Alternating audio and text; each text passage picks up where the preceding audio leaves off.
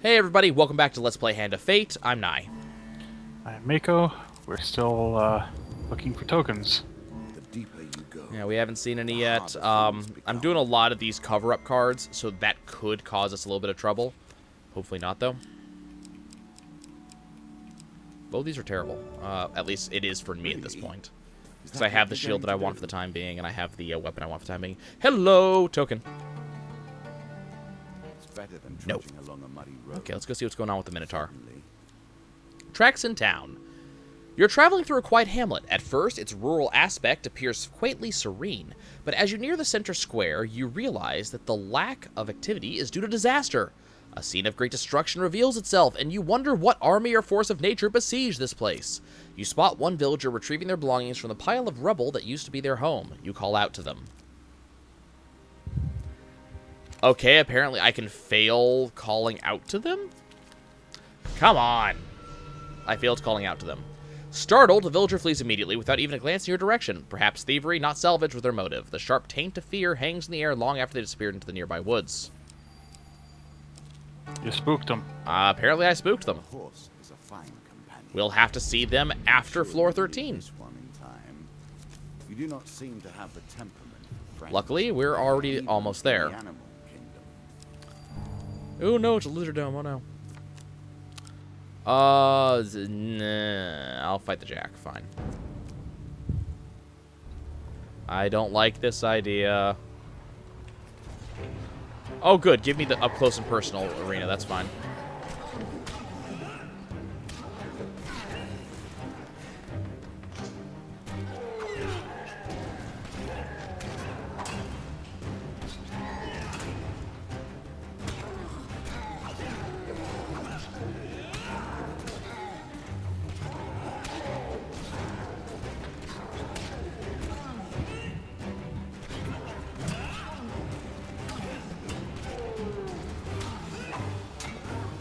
You guys stay down.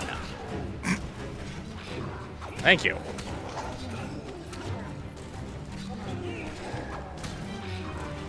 Just the amount of juggling going on right now is fantastic. Nope. Oh, you bitch.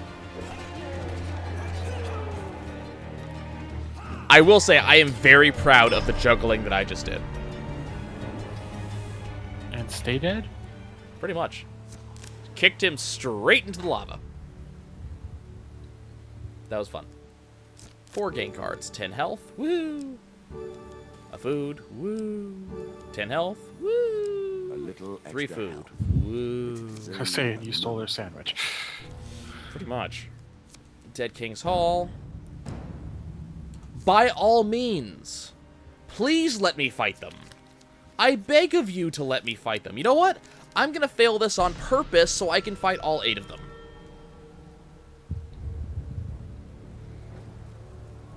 Because it's gonna take longer to find that, to find the huge success card than it will to kill all 8 of these guys. Done. Skeleton King's Sword. Shield. So Thing. I was thinking that you were the other day, or other recording at least, other day for people, other recording for us. You were talking about sort of some of the gameplay stuff that mechanic stuff going into Final Fantasy X and how you would have to speedrun it, and it put thought into my head about a couple of the gameplay mechanics I like and don't like in certain games. And there's one that really sticks out to me, and it was sort of moderately modern, like not extremely modern, but relatively RPG that I love the aesthetics. I love the sort of some of the gimmicks behind it, but it has one of the most annoying mechanics I've ever seen. Okay. Okay, your main character, it suffers from 2 very important things. First, your main character is of the sort that if your main character dies, it's over, regardless of, if anyone else That is is annoying. still standing. Now, the other half of this, however, is that the majority of his spells, not everyone's spells, mind you, but his spells specifically, are the cast from HP kind. Those are always fun. So he can't use about half of his skills without lowering his health. And if he dies, the game is immediately over. A thing that cannot be. This is unusual. Yet is. Oh well. It's been a while since you had an attack in a portal room. Yeah, that's what I'm saying. It's been a while since I've had a fight that was going to be so easy. Anyway, so that put me to thought of like And we're gameplay done. mechanics that I really like and really dislike, and I was thinking, you know, what are a couple that you have sort of fond and not quite so fond memories of? I'm sure you're grateful for that. One that I really like, I like the The Black revived with Death 1 HP delivers. upon fight end idea. This thing I have Just to- because it kind of gives can us, hardly bear the you know, sight. more fun we get to do. You know, I've it means worked my that way through its the game is manipulations not so many this, times. Run through these conversations in my mind. you don't have to over feel and bad over every again. time you fall over, Wondered I how guess, all is the thing I'm thinking of. Or you don't have to spend resources to get everyone back on the field. Well, it means you don't have to go back to an inn or a healer or something every single time someone goes down. You know, you can just kind of get back into the action. I like games that do that. I'm quite fond of one of the ones that sort of do a, I almost want to say a halfway thing, because it makes the game difficult by giving you a penalty for having guys drop dead, but it doesn't penalize you heavily. Yeah. The Wild Arms games tend to do that, especially the third one. I made that a little too Like, I like The- I you will know, have to rebalance 10 does that, and also, I cannot break Skies of the rules Arcadia in does your that. favor any more than in my own. they both do the, you know, come back with 1 health thing. Right. A Let's see. voyage across the ocean. I also like the,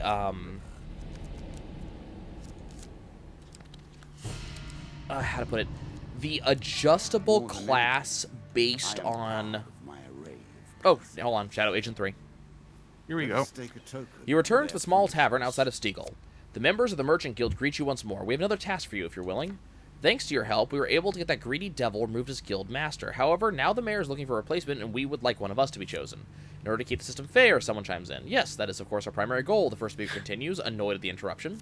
But some other members of our guild have their own agenda, and are putting pressure on the mayor to pick their man, someone who is just as corrupt as the previous guild master.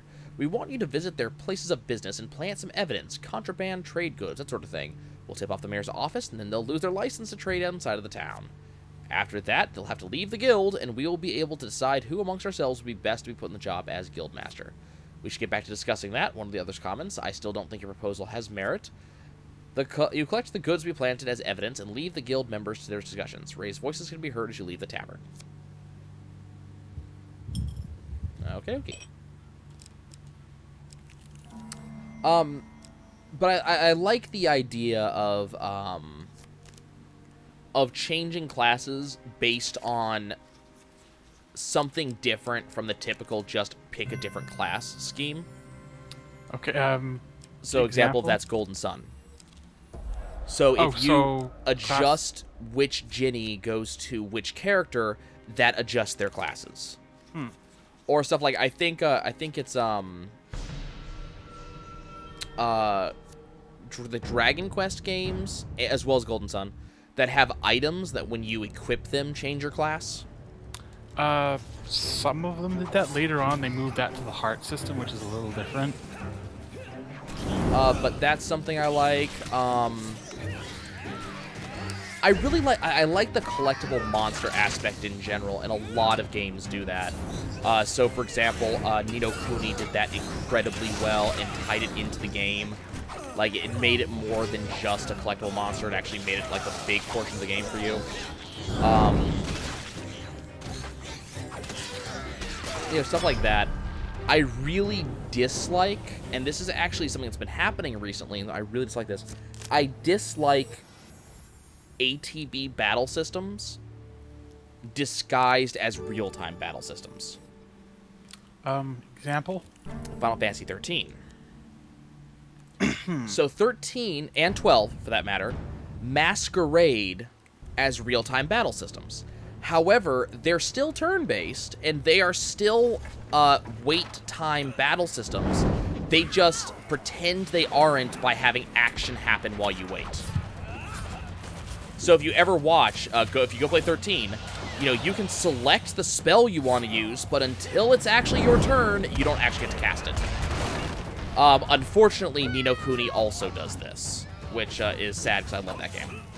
But it's the same thing happens. You don't get to actually take your turn until your internal timer has ticked down. So actual real-time RPGs are stuff like Kingdom Hearts, Skyrim,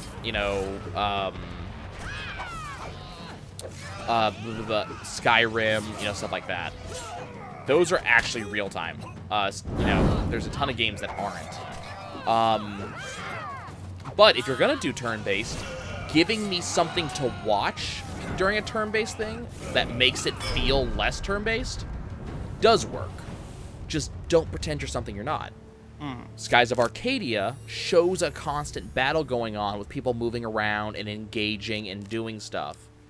And that ends up feeling very different from, like, the way 13 or 12, or Final Fantasy 13 or Final Fantasy 12 do it. Let's see, what other stuff? If you dare. Mechanic I quite like. I'm probably going to go back to this for a couple times because it's a game that I also have quite a lot of love for. Did you ever play any of the Wild Arms games? I played like half an hour of Wild Arms 3. Okay, Wild Arms 3 happens to be one of my favorites, but it's definitely not for everyone. I mean, there was nothing wrong with it. It's just I never got around to continuing it. Well, one of the gimmicks it has is it is the way it plays with health regeneration. Okay. So, first and foremost, it does that thing where if you die, you come back after battle with start with the other system first. For every character has a bar called Vitality. It starts off at 100%. When you finish a battle, your character's health is restored based on their remaining vitality. So if they lost 5% of their health, then their vitality after the battle, their vitality bar will drain 5%, and their health will fully refill. Okay. And there are two ways to refill your vitality bar. Oh, sorry, 3. 1, you get a free refill when you level up. 2, staying at an inn or other recharge place, or picking up these little gemstones on the battlefield. That will help you. Or as you're wandering the dungeons. Okay. Other than that, the only way to heal is to use a very expensive kind of item. Healing items in this game cannot be purchased, ever. Okay. The only way to get them is to either have them as a drop in a treasure chest or from a very special mini game. So it encourages you to know what you're doing. You can also use healing spells in battle, but only in battle. Gotcha. So this vitality acts as a sort of a buffer after battle. As long as you have vitality, you will continue to regenerate health. If you get wiped out in battle, and as long as at least one person survives, after battle 2 things happen.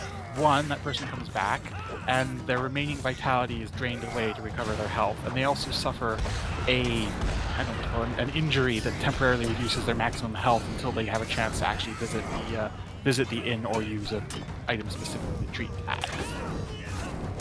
So you don't get penalized, and as long as you're paying attention and keep moving, you really don't need to heal that much. I think one I really like, but it doesn't get done well enough in most games, is turn-based movement. So examples of that are Eternal Sonata A chance to buy and Arc the Lad: Legend of the Twilight. Because in those games, you move as you go around. And each turn, you take a certain amount of movement, and then once you move, then you actually do whatever attack you're doing. And generally, the attacks are based on real-time distance from your opponent. Which makes for very interesting, like, positioning things, dodging enemy attacks, things like that. So I really like that. I really like that style. thinking of like the way you're describing it, have you taken a look at Hold on. Descendants of the Underworld. Oops. It has been too long. You return to the Underworld totem you discovered. How far into the Underworld will you have to descend to find the source of these disturbances? Should we descend? I want to know what lies beyond that. You descend to the Underworld. Yet, Early levels of the Underworld are filled with Hell Beasts and others who have been pulled through the portals. Okay, so we get to fight 8 Hell Beasts. Oh no. Mako, I'm frightened. 8 of Hell Beasts, which is angry rats. Someone Except made mention I'm that they scarier were- than angry rats. Someone made mention when we first found these things that they were a little disappointed, and I can see why. Like, these I aren't- said that. Well, someone in the comments also Oh. made the comment that, you know, these guys are pretty much all we get, and I'm kind of disappointed if that's the truth. Man, I'm hoping we get another Minotaur. Like a special one. I'm willing to bet we're probably going to get a Flaming Minotaur or something as a face card equivalent. Yep. This level of the Underworld is clear, but how many more lurk below? Okay, do I have to turn around again? Whoops.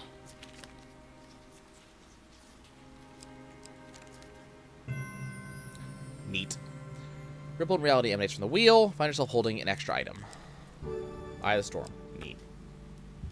Okay. Back to the Underworld. pitiful. You return to the Underworld. Let's descend. Descend to the Underworld. At the deepest levels of the Underworld, Hell Beasts abound, as well as other monsters who are strong enough to survive here. 2 more monster cards. Hell Beasts and Scales. Let's see. What other RPG mechanics do I like? So while you think on that, I can also mention 2 of the other ones that I'm quite fond of. That Wild Arms 3 actually makes very good examples of 2 that other games need to learn from.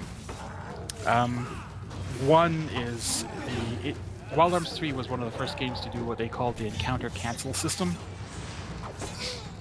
It had used the old random encounter system that everybody hated, but it gave you the opportunity to pick and choose your battles. You could actually get a random battle and say, no, I don't want to do this. And the game will just say, okay, fine.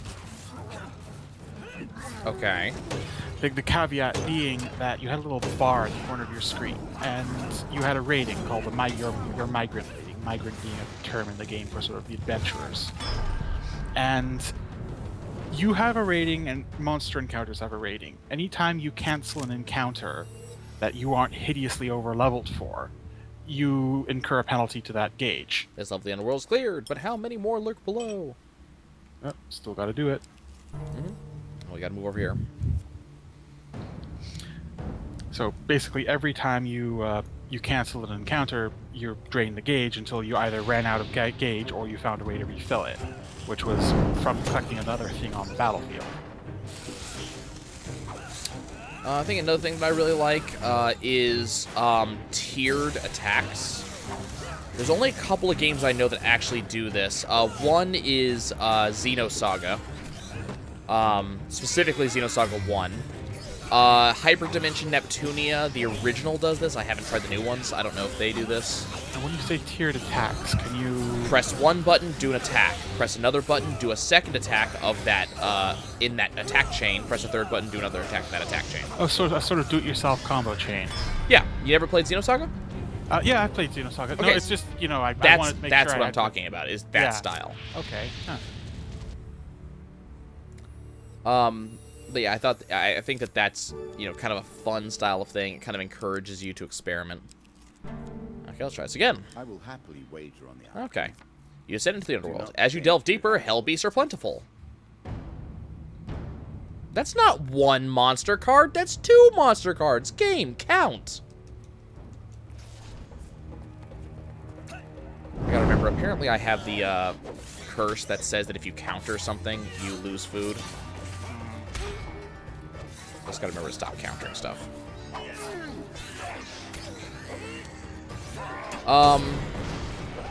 Recruitable characters are always fun, especially if they're characters that you have to actively recruit, as opposed to getting for free. Radiata Stories. Oh God, Radiata Stories is both like the perfect example It's of the that. good example and the bad example. Yeah. But, you know, Radiotic Stories is a fun one. Again, you know, Skies of Arcadia, this level the underworld's cleared. I guess we get to keep going. What's your step when you're using this? What's another good example? A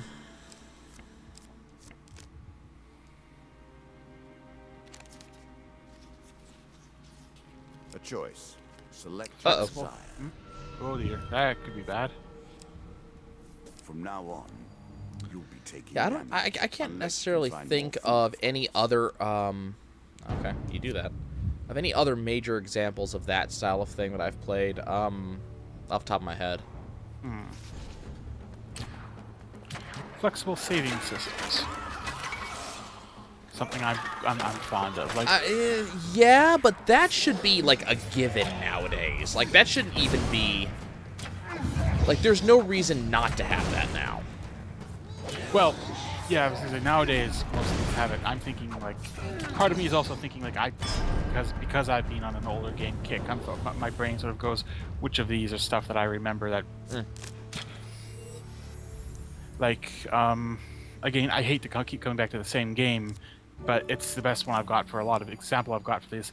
Wild Arms, most of the modern ones instituted a system where you had like your hard save points, but you also had a specific item. You'd get them from certain drops. You could get them from treasure chests, whatever. You finally arrive at the heart of the underworld and confront the cause of these disruptions.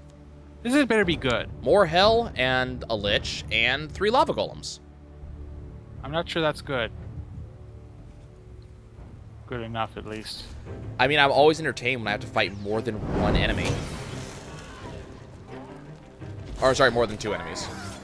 We typically have to fight more than 1 enemy, but fighting more than 2 is fun. Come here, you.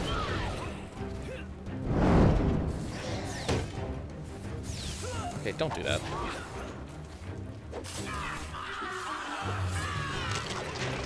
She's dead.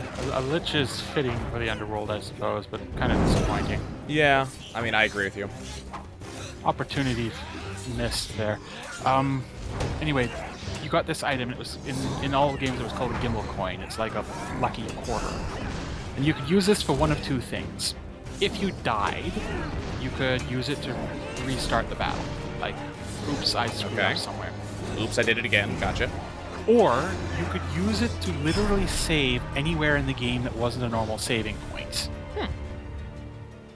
So you'd usually be given like 1 or 2 of these before a major boss point or halfway through the dungeon or something. With the Hellbeast and Lich defeated, the underworld begins to crumble and erode. The eruptions in the ground propel you back to the surface as though borne by a geyser. The card's token is now yours.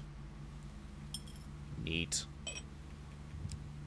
Achievement unlocked, World Savior. That is the end of that DLC. Well, that's really disappointing in a way. It was fun. We have a new type of enemy that'll probably start showing up on a regular basis if I had to make a guess. And once again, I got to fight 3 enemies at once. 3 distinct cards at once. Like, one day I'm going to get to fight the Jack the King and the Queen of Scales, and that's going to be a day. I'm actually looking forward to it. Stuff like non-standard level-up systems are always fun. Final Fantasy X does that. Final Fantasy 12 does that. 13 does that. Actually, most of the Final Fantasies nowadays use non-standard level-up systems. Level up systems apart from your actual, like, standard level. So the way Skies of Arcadia does magic, for example, or the way Tales Symphonia does attacks. Just things that allow me to kind of grow in other ways than what I'm used to. Yeah, the other bonus systems. Yeah, I like that sort of stuff too. It's all generally very fun. Well, if it's done well. Also, stuff like the way Kingdom Hearts does level ups in some cases. The bonus that you get when you defeat a major boss, the game just gives you some ability based on which boss you just beat. So you actually get more than just, a ton of experience and a win. You also get some sort of cool ability. Right. That is nice. I always liked that. So stuff like that. I was gonna say an example of that I could use that you might not have heard of because I like playing the weird stuff. The Mana Chemia game is sort of one of the Atelier Iris crafting stuff. Ow. It used a combination of crafting and the sphere grid. Okay. The idea was each character had certain slots on the grid, and you filled in the slot to get the stat. But to fill in the slot, you were expected to have crafted a specific item. Okay. So it encouraged you to make the stuff and make the different recipes in order to fill in your sphere grid. A way of sort of prodding the player to use one mechanic to support another. Gotcha. Let's see. Weapons that do more than just increase your damage or accuracy. Personally, I get bored with very basic mechanics. So things like just a weapon that does nothing more than increases your damage. That feels boring to me. It feels like a lost opportunity. So, for example, Final Fantasy X, the weapons don't increase your damage at all, in any way. Your stats are entirely based on your actual stats. They give you extra bonus effects instead. In Final Fantasy Tactics, you get an ability for each weapon, and that ability is later learned. That's another good example.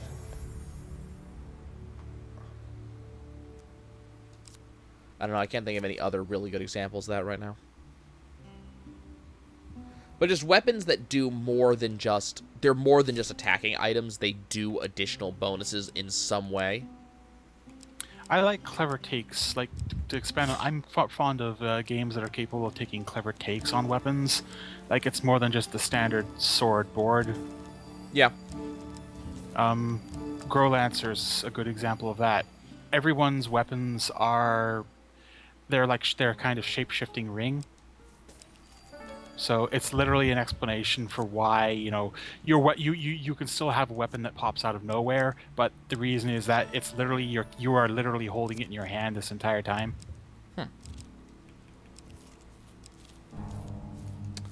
Let's see.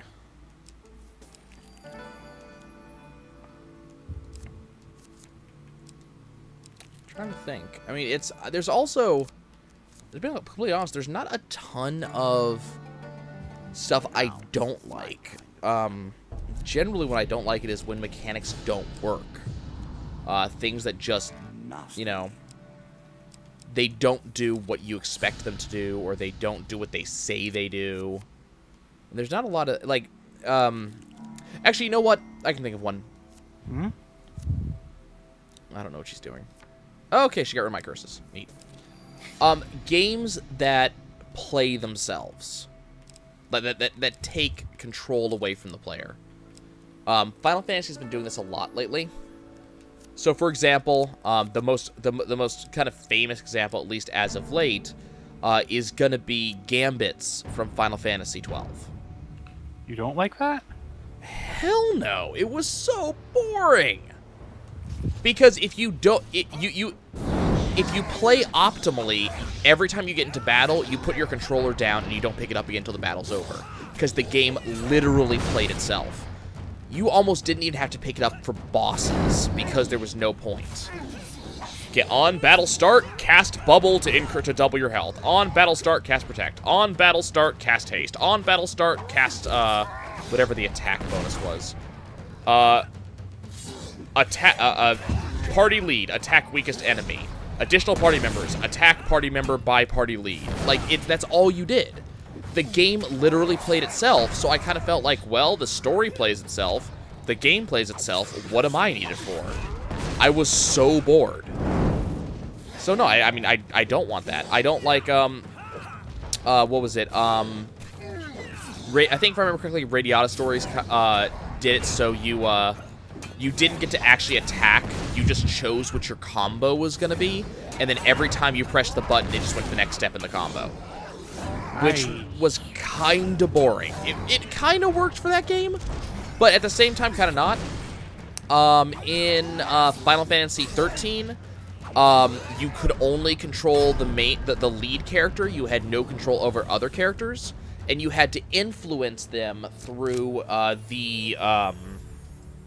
whatever it was, the phase shift ability or whatever it was.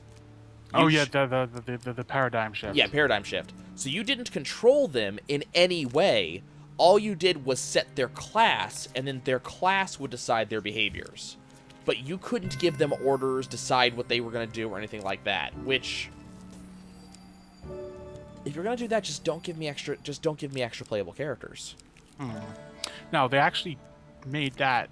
They actually improved on that. Like that, they did actually learn when they did 13.2. I don't know if you ever actually played that one, but I don't like Lightning as a character. I don't want to see more of her. Fair enough. Well, 13.2 didn't actually have Lightning as a character. It has Lightning. It's just a Lightning that's recolored. Anyway, Be honest with yourself. Actually, no. I will disagree. I will agree to disagree. But the point was that they did actually improve on that. On the concept, like there's still like the automation for the character you're not controlling, but you can swap between active characters on the fly. Yeah, but I don't want that automation. Like, I want to be able to issue orders. Oh, I get that, and there are times when it's useful, but I like the fact that your companions could be made to be not brain dead. Well, no, that's fine. But let me directly control them when I choose to. Yeah.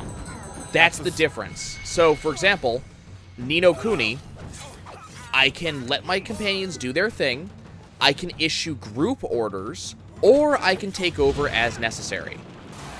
And I can also issue individual orders as well. I can do all of that. That's what I'm looking for. If you want to automate them, I'm fine with that, but I need to be able to tell them what to do. In fact, Ni no Kuni is also a good example of how badly this can be done. Sometimes because a lot of times your companions will just start blowing all your MP. Oh no, it had nothing to do with that.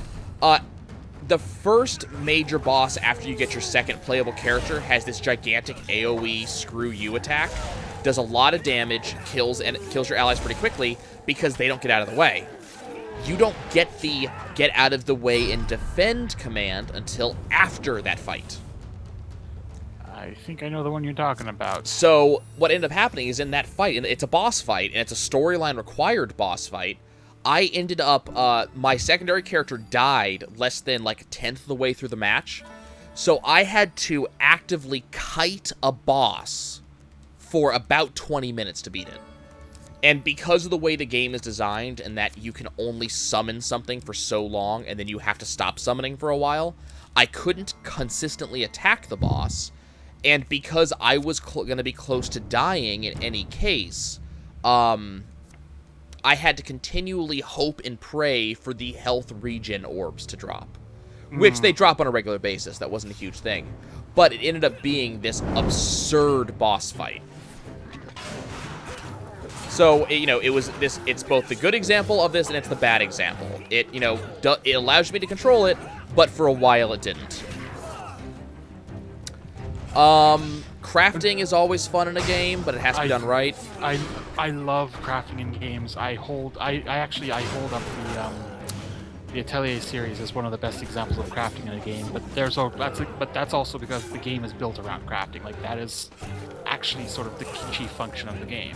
Well, honestly, the main game that I point to for good crafting is actually Ni no Kuni. Ni no Kuni does it fairly well, but Ni no Kuni is a bit of a. They took the old alchemy pot from Dragon Quest. Well, but I mean, keep in mind the game was intended to be a love letter to all the old games, so right. Yeah, it's gonna take that. But what I liked about it is, number one, it gave you plenty of recipes, and you could find recipes in cool places. Like it wasn't just it gave you them, but also if you read the in-game book, you learned some recipes. Like it rewarded you for looking for lore. But in addition to that, this is bad, by the way. In addition to that, okay, King's dead, good. In addition to that, if you chose to just try to mix things, not only could you learn recipes just by random mixing, but if you failed to mix something correctly, the game didn't punish you. You didn't lose your items. It didn't make anything. That's not your fault. you know, this item might be rare, don't make me lose it. The game didn't. It just said, okay, sorry, you didn't get it right, that's fine. And that was it. So I just thought that was a particularly good set of uses for it. It also introduced the crafting in an in-game world as opposed to just being something you only see in a menu. Right. Which I also, that's something I really do love, is whenever the game treats itself as reality and actually shows you the things you're doing in the game world so that it's understood that the characters actually understand this is going on. It's not some random thing you're doing. Right. No, I liked Ni no Kuni's for much the same reason, but as I say, the reason I hold up the whole Atelier series as the best example of this in my mind is, to give you an example, in most of the modern ones, every item that you pick up, and you can pick up a lot of stuff that's just like incidental. You can pick up grass, bits of scrap metal, that sort of thing. Well, this is not good. Man, I really hope that's not the exit. Goblin King's Halls 4. Whoops, this could be There's a interesting. token in it. Great news, Mr. Lionel declares, excitedly bursting from the back of a wagon as it passes you along a well-trodden path through the sunny meadow. Wow, that's a run-on sentence. One of the Goblin King's sons had decided to challenge the old fool for his position as ruler of our people. Under Goblin law, he can legally take his father's place if he can beat him in single combat. But the king, crafty slug that he is, has hidden the crown in the treasure vaults. Without the crown, leadership cannot be resolved. There must be chaos in the capital. Let's ask about the capital. Oh, Goblin Town is hidden away in an enormous cavern under one of the human cities. You wouldn't believe which one, even if I told you. Steagall. It's the only city we've named. It's full of thieves, you know. No point visiting unless you have business with the king or his family. Anyway, the point is that the crown is in one of the treasure vaults. If we can find it, then I can use it to blackmail the king into letting me back into the city. How about it, friend? Let's go find another vault now. That's the spirit, Lionel says gleefully, rubbing his hands together. That crown is going to get me back to my rightful place. You lead the way this time. Hours later, you stand staring through the doorway into another vault. Good luck, my friend, Lionel says, giving you a reassuring pat on the arm. Find the treasure chest. The crown must be in there. You pause for a moment, wondering if that was a voice you heard echoing between the traps. Lionel gives you a helpful kick to the rear, sending you through the doorway. Okay, how are they going to complicate this then? So helpful with that kick to my ass. We're going to have to find it first of all. It's over there. Okay. Oh, hi! Where did you come from, and how do I get rid of you? No, bullshit. Wait. What? There is a goblin in the center of the arena that is throwing fireballs at me. Oh, balls. Literally. Yeah. You see him? Oh, yeah, I see him now. Give me that. Treasure chest? Yep. We're almost out. Bitch, I'm over here. I'm out. Go away.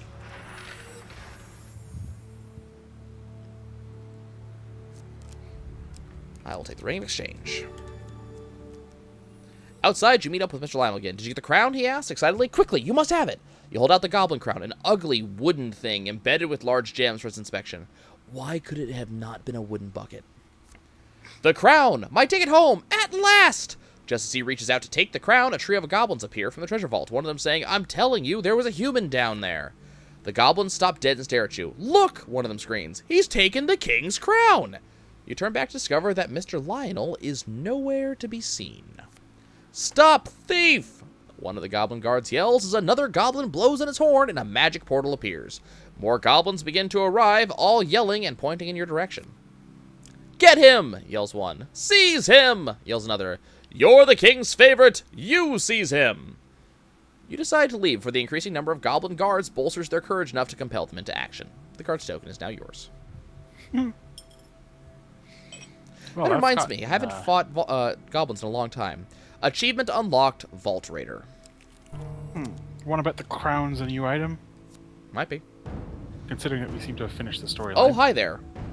Oh, hi. Oh, this could, Weird This is a and thing. wonderful things are gonna happen now. Let's kill you, and kill you, and you, and you, and you, and you. Did I mention that I have the soldier's ring? So I just increased my damage by lots and many. Let's just... Okay, he moves a lot faster than I expected him to. Don't do that. Anyway, I was going to explain about the why Ow. I like the crafting Ow. system of the other one. hopefully without you getting killed. I'm not Kind dying. of- Don't worry. Anyway, you pick up a lot of incidental stuff because part of the whole games tend to involve collecting ingredients, and you can get various bits of grass, scrap metal, varying kinds of flowers, rare fruits, all that. Now the thing is that all of these have their own properties. So this particular kind of grass could have heal small, or Ow. fresh. Ow. Ow. Also ow. Also ow. The fruits could have recovers Also MP or recovers HP or whatever. And when you make an item, you have to pick what goes into it based on a recipe that is flexible. So the recipe for a healing potion might call for water or a liquid and a herb. And as long as the items you put into it are a liquid and a herb, it could be water, it could be muddy water, it could be another potion. The game then looks at all of the properties of the materials you put into it and puts together a new item based on the properties of the things that you've put in there. So you can make a potion that heals X and Y or has bonus effects based on the stuff you actually put into it. Watch out. Neat. You'll run out of food. And it actively encourages you to play around with the recipes, and encourages you to go back and remake older recipes when you have newer materials. Oh, that's gonna hurt. It might. Oh no. Exit, exit. Fasting does have a way. And hey, look, we of got to skip battle focusing practice. mind. Lovely. Okay, well, that was a good episode. We got a lot done. 2 achievements. Oh my. And we ain't done yet, but we're done for now, I'm guessing. We're done for now. We'll catch you guys whenever next time is.